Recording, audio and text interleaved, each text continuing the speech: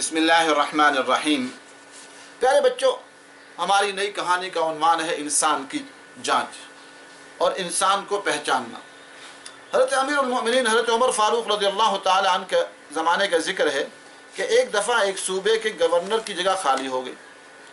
اس کی جگہ دوسرا گورنر مقرر کرنے کے لیے کسی قابل آدمی کی تلاش ہوئی۔ تو ایک دن جب مسجد نبوی میں بہت سارے مسلمان جمع تھے تو حضرت عمر رضی اللہ تعالی عنہ نے فرمایا کہ مجھے ایک گورنر کی ضرورت ہے، وہ جو نیک ہو، صالح ہو، متقی ہو، پرہیزگار ہو، امانت دار ہو، لوگوں کا خیر خواہ ہو، ان کے دکھ درد میں شریک ہونے والا ہو۔ تو ایسے کوئی شخص کا نام بتاؤ۔ تو ایک شخص نے کہا کہ بھئی فلاں کو کہ میں سفارش کرتا ہوں کہ آپ ان کو جو ہے گورنر بنا دیں۔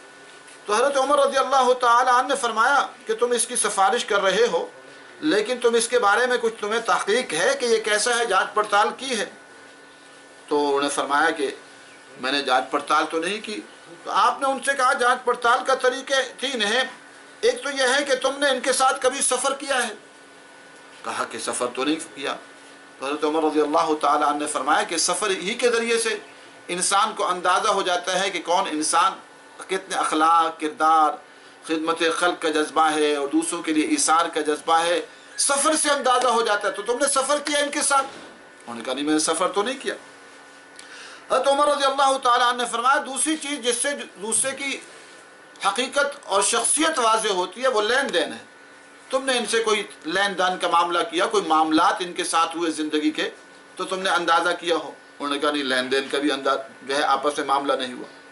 اور پھر فرمایا کہ بھئی تم ان کے کبھی پڑوس میں رہے ہو، کہ تم ان کے پڑوس میں رہے ہو؟ تو جو انسان کا پڑوسی ہوتا ہے اس سے اندازہ ہو جاتا ہے، اس کی حقیقت واضح ہو جاتی ہے۔ تیسری چیز یہ ہے۔ تو انہوں نے فرمایا کہ نہیں، میں پڑوسی بھی نہیں رہا۔ تو آپ نے فرمایا کہ جب تم ان کے ساتھ یہ معاملات تمہارے نہیں ہوئے تو تمہیں ان کی حقیقت کا اندازہ نہیں ہو۔ تو پیارے بچوں، حضرت عمر رضی اللہ تعالیٰ عنہ نے کتنی پیاری باتیں ہمیں بتائیں کہ کسی کی انسان کو جانچنا ہو تو اس کا ایک طریقہ یہ ہے کہ اس کے ساتھ سفر ہوا ہو تو آپ کو اندازہ ہو جائے گا، سفر کے اندر آدمی کی حقیقت کھل جاتی ہے۔ دوسرا جانچنے کا طریقہ یہ ہے کہ آپ اس میں پڑوس میں رہے ہوں تو پڑوس میں رہنے کے بعد اس کی ساری حقیقت واضح ہو جاتی ہے۔ اور تیسرا یہ ہے کہ ان کے ساتھ لین دین کا معاملہ ہو تو اس سے اندازہ ہو جاتا ہے کہ اس کی کیفیت جو ہے وہ کیسی ہے۔